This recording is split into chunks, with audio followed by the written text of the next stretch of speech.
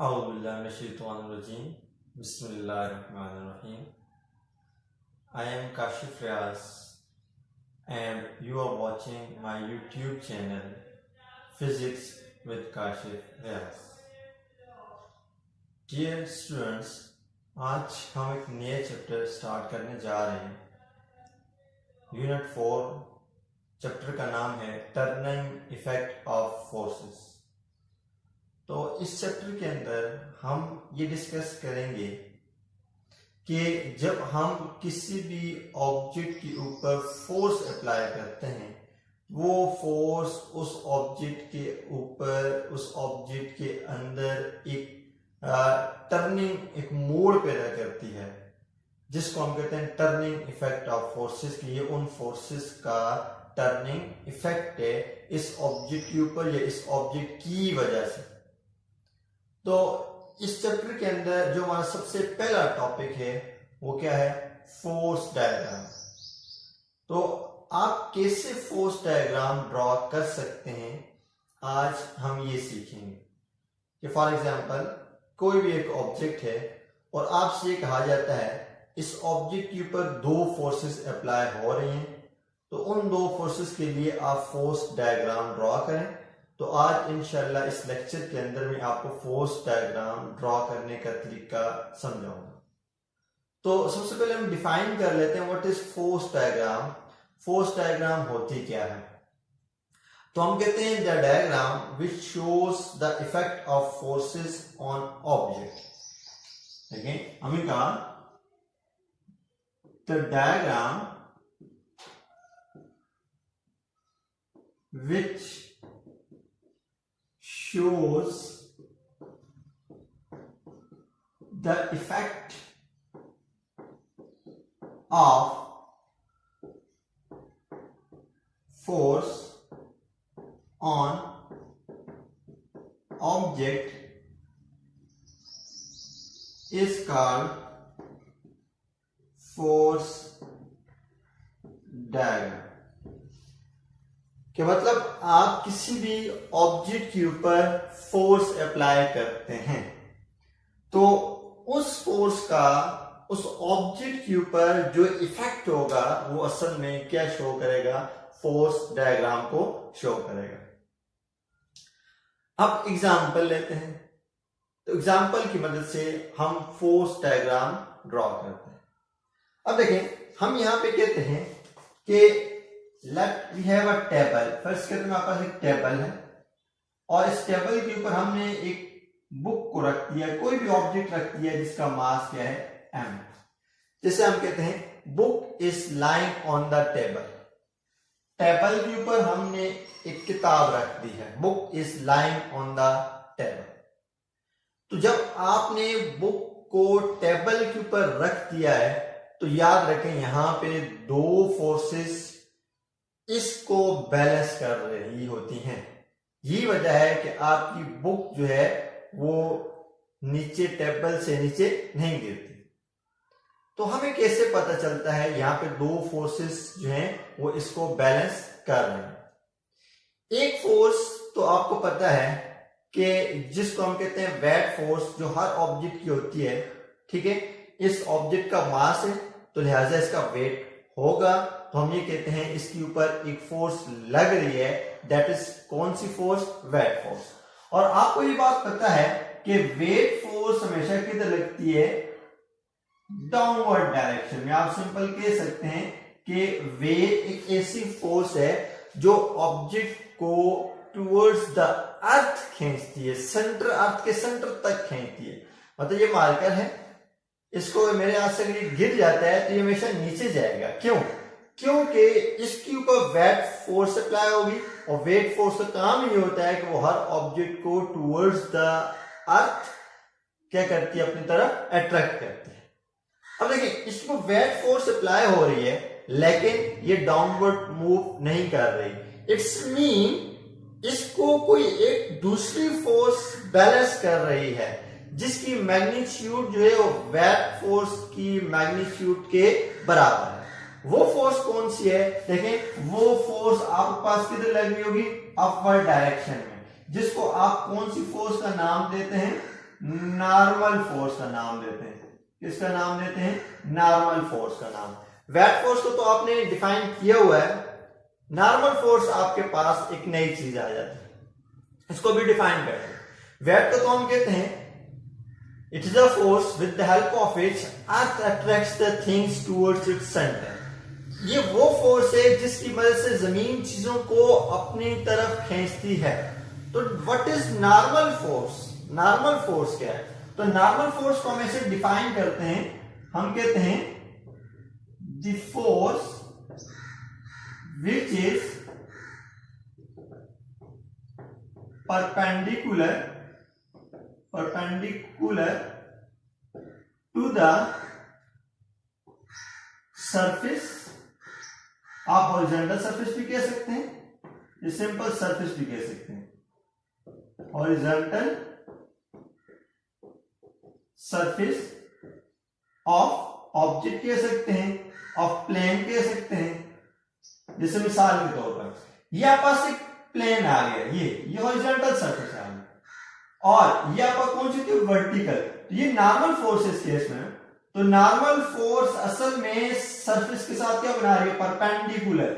ये सरफेस आ गई और इस साथ परपेंडिकुलर बना रही है, तो ये हॉरिजॉन्टल सरफेस आ गई, हॉरिजॉन्टल सरफेस, ये नॉर्मल फोर्स आ गई। नॉर्मल फोर्स हमेशा हॉरिजॉन्टल सरफेस के साथ परपेंडिकुलर बनाती है। परपेंडिकुलर मतलब जब आप समझिए राइट एंगल या 90 एंगल बन रहा है तो ये परपेंडिकुलर होता है। तो यहां पे आपके पास ये नॉर्मल फोर्स एक ऐसी फोर्स है जो हॉरिजॉन्टल सरफेस के साथ परपेंडिकुलर बनाती है।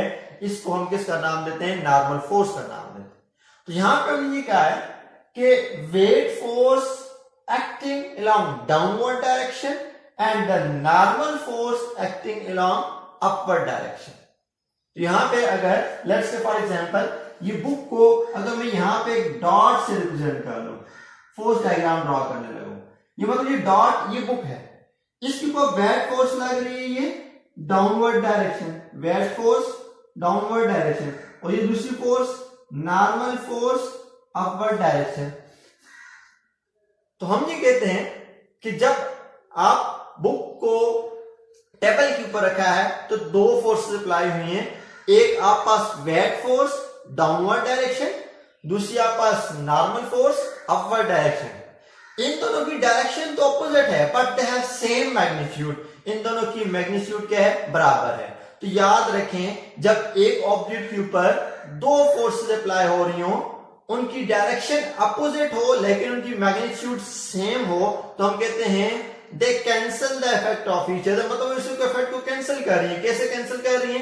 वेट डाउनवर्ड खींच रहा है, नॉर्मल अपवर्ड खींच रहा है, दोनों का इफेक्ट ऑब्जेक्ट के ऊपर क्या हो रहा है? जीरो हो रहा है, फोर्सेस लग रही हैं, लेकिन हम ये कहते हैं उनका इफेक्ट क्या है? जीरो है। इसीलिए हम ये कहते हैं कि एक फोर्स दूसरी फोर्स दोनों की मैग्नीट्यूड बराबर है, दोनों की डायरेक्शन अपोजिट है, मैग्नीट्यूड बराबर है, डायरेक्शन अपोजिट है, तो हम ये कहते हैं ये एक दूसरे के इफेक्ट को क्या करती हैं? कैंसिल कर रही हैं। या दूसरे वर्ड में हम ये कहते हैं इन दोनों फोर्सेस ने इस बुक को बैलेंस कर दिया। तो ये आप पास क्या आ गई? फोर्स डायग्राम आ गई।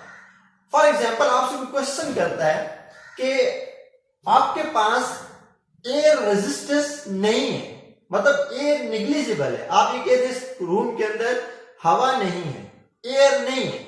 जब एयर नहीं है तो आप देखेंगे आपके पास क्या होगा? आपके पास ये बुक जो है ये मूव करेगी टुवर्ड्स द डाउनवर्ड डायरेक्शन में। ठीक हो गया? एक क्वेश्चन था कि अगर हम कहते हैं कि if the air resistance is negligible, अगर हम कहते हैं एयर रेजिस्टेंस क्या है? नेग्लिजिबल है, ठीक है, देन आप देखेंगे कि आपकी ये बुक जो है ये मूव करेगी किधर? डाउनवर्ड डायरेक्शन में। तो इसका मतलब ये है कि नॉर्मल फोर्स आपको कौन प्रोवाइड करता है? नॉर्मल फोर्स एयर रेजिस्टेंस देती है। और वेट फोर्स कौन देता है? वेट फोर्स आपको पता है कि अर्थ की वजह से होती है। ये आ गया आप पास फोर्स डायग्राम। अच्छा, अब इसके साथ अगर हम ये कहें कि हमारे पास पैरेलल फोर्स क्या होती है? पैरेलल फोर्सेस क्या होती है? Parallel forces. अब देखें, लेट्स से फॉर एग्जांपल हम कहते हैं एक ऑब्जेक्ट है, this object consist of number of particles, मतलब इसके अंदर ये जो मैंने 12 डॉट डाले हैं, ये each dot represents the particle. Let's say for example हम कहते हैं ये ऑब्जेक्ट 12 पार्टिकल से मिलकर बना है, तो वेट फोर्स जो होती है वो ईच पार्टिकल के ऊपर लगती है। ये नहीं है कि सिर्फ एक पार्टिकल के ऊपर लगेगी, नहीं।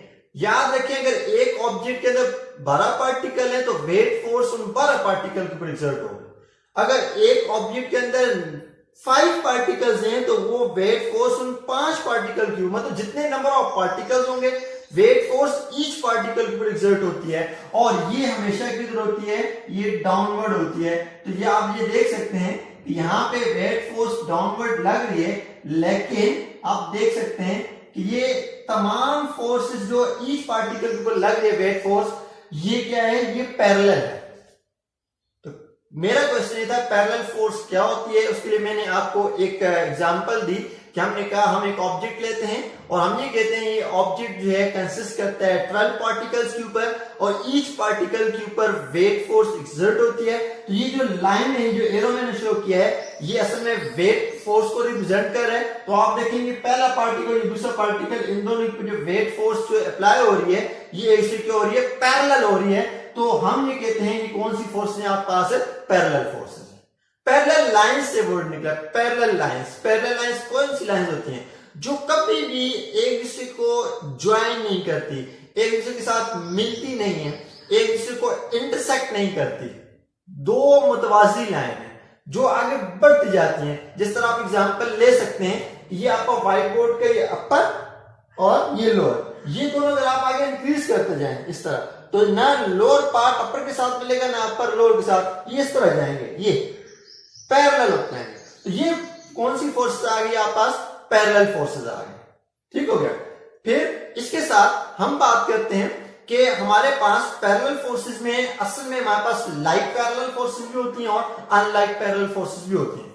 इसका कांसेप्ट हमारे पास कहां से आता है, देखें होता यह है कि अगर एक ऑब्जेक्ट के ऊपर दो या दो से ज्यादा फोर्सेस अप्लाई हो रहे हैं, उन फोर्सेस की मैग्नीट्यूड सेम हो सकती है, उनकी डायरेक्शन भी सेम हो सकती है, या ये भी हो सकता है मैग्नीट्यूड सेम हो सकती है, डायरेक्शन अपोजिट हो सकती है। देखें मैंने दो क्वेश्चन किए कि एक ये केस हो सकता है कि फोर्सेस की मैग्नीट्यूड सेम हो सकती है, डायरेक्शन भी सेम हो सकती है, या ये भी हो सकता है फोर्सेस की मैग्नीट्यूड सेम हो सकती है और डायरेक्शन अपोजिट हो सकती है।